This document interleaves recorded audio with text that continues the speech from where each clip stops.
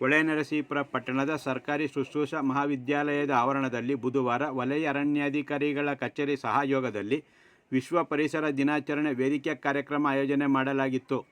10 ಬಾವಿ ಒಂದು ಕೆರೆಗೆ ಸಮ, 10 ಕೆರೆಗಳು ಒಂದು ಸರೋವರಕ್ಕೆ ಸಮ, 10 ಸರೋವರಗಳು ಒಂದು ಸಾಗರಕ್ಕೆ ಸಮ, 10 ಸಾಗರಗಳು ಒಬ್ಬ ಸತ್ಪುತ್ರನಿಗೆ ಸಮ, 10 ಸತ್ಪುತ್ರರು ಒಬ್ಬ ತಾಯಿಗೆ ಸಮ, 10 ತಾಯಿಯಂದಿರು ಒಂದು ಮರಕ್ಕೆ ಸಮ ಎಂಬ ಉಲ್ಲೇಖವು ಮರದ ಮಹತ್ವಕ್ಕೆ ನೀಡಿರುವ ಪ್ರಾಮುಖ್ಯತೆಗೆ ಸಾಕ್ಷಿಯಾಗಿದೆ.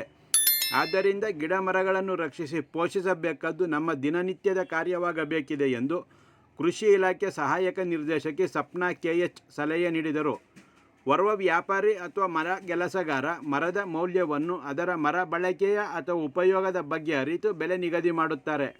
ಆದರೆ ಒಂದು ಮರ ನೀಡುವ ಆಮ್ಲಜನಕಕ್ಕೆ ಬೆಲೆ ಕಟ್ಟಲು ಸಾಧ್ಯವೇ ಎಂದು ಪ್ರಶ್ನಿಸಿ, ಕರೋನಾ ಸಂಕಷ್ಟದ ಸಮಯದಲ್ಲಿ ಆಮ್ಲಜನಕದ ಮಹತ್ವವನ್ನು ಎಲ್ಲರೂ ಕಂಡಿದ್ದೇವೆ ಎಂದರು.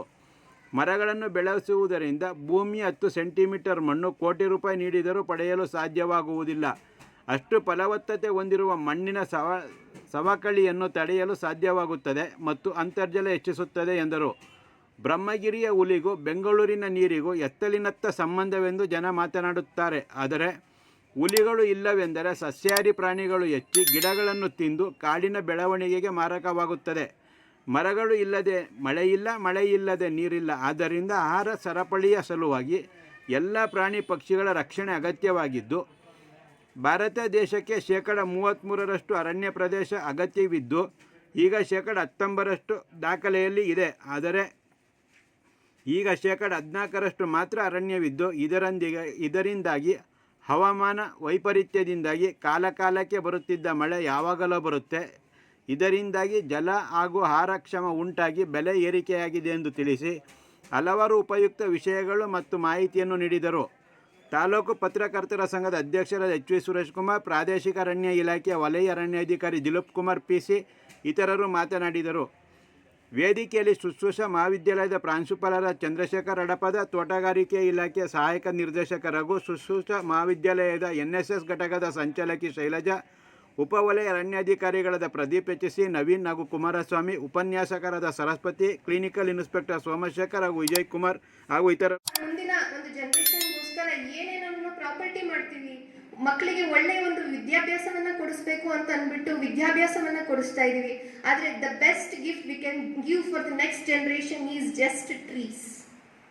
ಒಂದು ಒಳ್ಳೆಯ ಸ್ವಚ್ಛಂದವಾದ ಒಂದು ಪರಿಸರವನ್ನ ಮಾತ್ರ ನಾವು ಉತ್ತಮವಾದ ಒಂದು ಗಿಫ್ಟ್ ಆಗಿ ನಮ್ಮ ನೆಕ್ಸ್ಟ್ ಜನರೇಷನ್ಗೆ ಕೊಡ್ಲಿಕ್ಕೆ ಸಾಧ್ಯ ಅಂತ ನಾನಾದ್ರೂ ಅನ್ಕೋತೀನಿ. ನಂತರ ಈಗ ಬ್ರಹ್ಮಗಿರಿಯಲ್ಲಿ ಇರುವಂತಹ ಹುಲಿಯನ್ನು ಸಂರಕ್ಷಣೆ ಮಾಡಿ ಅಂತ ಹೇಳ್ತಾರೆ. ಅದನ್ನು ಕೂಡ ನಾವು ಫಾರೆಸ್ಟ್ರಿ ಅವ್ರ ಕೆಲಸ, ನಾವ್ಯಾಕೆ ಸಂರಕ್ಷಣೆ ಮಾಡೋಣ ಅಂತ ಅನ್ಕೋತೀವಿ. ಕೆಲವೊಬ್ರಿಗೆ ಬ್ರಹ್ಮಗಿರಿಯಲ್ಲಿ ನೀವು ಹುಲಿಯನ್ನು ಸಂರಕ್ಷಣೆ ಮಾಡಲಿಲ್ಲ ಅಂದ್ರೆ ಬೆಂಗಳೂರಲ್ಲಿ ನಿಮ್ಮ ಮನೆಗೆ ನೀರು ಬರಲ್ಲ ಅಂತಂದ್ರೆ ಜನಗಳು ಹೆಂಗ್ ಮಾತಾಡ್ತಾರೆ ಅಂದ್ರೆ, ಬ್ರಹ್ಮಗಿರಿಯ ಹುಲಿಗೂ ಬೆಂಗಳೂರಿನ ನೀರಿಗೂ ಎತ್ತನಿಂದೆತ್ತ ಸಂಬಂಧವಯ್ಯ ಅಂತ ಮಾತಾಡ್ತಾರೆ. ಇದು ನೀವು ಸಿಂಪಲ್ ಆಗಿ ಅರ್ಥ ಮಾಡ್ಕೋಬೇಕು ಅಂದ್ರೆ, ನಮ್ಮಲ್ಲಿ ಫುಡ್ ಚೈನ್ ಅಂತ, ಆಹಾರ ಸರಪಳಿ ಅಂತ ಒಂದು ಕಾನ್ಸೆಪ್ಟ್ ಅನ್ನ ನೀವೆಲ್ಲರೂ ಕೂಡ ಕೇಳಿರ್ತೀರ. ಅಂದ್ರೆ ಈ ಬ್ರಹ್ಮಗಿರಿಯ ಹುಲಿಯನ್ನ ನಾವು ಸಂರಕ್ಷಣೆ ಮಾಡದೇ ಇದ್ರೆ ಏನಾಗತ್ತೆ ಅಂತಂದ್ರೆ, ಯಾವಾಗ ನಾವು ಹುಲಿಯನ್ನ ಸಂರಕ್ಷಣೆ ಮಾಡೋದಿಲ್ಲ ಆಗ ಸಸ್ಯಾಹಾರಿ ಪ್ರಾಣಿಗಳ ಸಂಖ್ಯೆ ಜಾಸ್ತಿ ಆಗ್ತಾ ಹೋಗುತ್ತೆ. ಸಸ್ಯಾಹಾರಿ ಪ್ರಾಣಿಗಳ ಸಂಖ್ಯೆ ಜಾಸ್ತಿ ಆದಾಗ ಏನಾಗುತ್ತೆ, ಗಿಡಗಳ ಸಂಖ್ಯೆ, ಮರಗಳ ಸಂಖ್ಯೆ ಕಡಿಮೆ ಆಗುತ್ತೆ. ಕಡಿಮೆ ಆದಂತ ಸಮಯದಲ್ಲಿ ಅದು ಕಡಿಮೆ ಆದಂತಹ ಸಮಯದಲ್ಲಿ ಏನಾಗುತ್ತೆ, ಆಬ್ವಿಯಸ್ಲಿ ನಮ್ಗೆ ಮಳೆ ಕಡಿಮೆ ಆಗುತ್ತೆ. ಮಳೆ ಕಡಿಮೆ ಅಂದ್ರೆ ಅದು ಬೆಂಗಳೂರಿನ ನೀರಿಗೂ ಅಲ್ಲ, ಹಾಸನದ ನೀರಿಗೂ ಕೂಡ ಎಫೆಕ್ಟ್ ಮಾಡುತ್ತೆ. ಆದ್ರಿಂದ ನಾವೆಲ್ಲರೂ ಕೂಡ ಮರವನ್ನ ಸಂರಕ್ಷಣೆ ಮಾಡೋಣ ಅಂತ ನಾನು ಕೇಳ್ಕೊತೀನಿ. ನಂತರ 1952ರಲ್ಲಿ ನಮ್ಮಲ್ಲಿ ನ್ಯಾಷನಲ್ ಫಾರೆಸ್ಟ್, ಭಾರತ ದೇಶದಲ್ಲಿ ಮಿನಿಮಮ್ 33% ಅರಣ್ಯವನ್ನ ನಾವು ಇಟ್ಕೊಳ್ಳೇಬೇಕು ಅಂತ ಇದೆ. ಆದ್ರೆ ಈಗ ಎಷ್ಟು ಪರ್ಸೆಂಟ್ ಇದೆ ಯಾರಾದ್ರೂ ಹೇಳ್ಬೋದಾ? 33% ಇರ್ಬೇಕು ಅಂತ ಇದೆ. ಎಷ್ಟು ಪರ್ಸೆಂಟ್ ಇರಬಹುದು ಗೆಸ್ ಮಾಡಿ?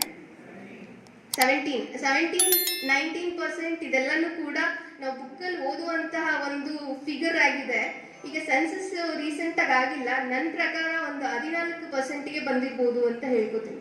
ಯಾಕೆಂತಂದ್ರೆ ಅಷ್ಟು ಕಡಿಮೆ ಪರ್ಸೆಂಟ್ ಆದಾಗ ಮಾತ್ರ ನಾವು ಏನು ಈ ಹವಾಮಾನ ವೈಪರೀತ್ಯಗಳು ಅಂದ್ರೆ ಮಳೆ ತೊಂದರೆ ಆಗೋದು, ಈಗ ಬರುವಂತದ್ದನ್ನು ಎಲ್ಲದಕ್ಕೂ ಕಾರಣ ಇದೆ ಅಂತ ನಾನು ಹೇಳಲಿಕ್ಕೆ ಇಷ್ಟಪಡ್ತೀನಿ.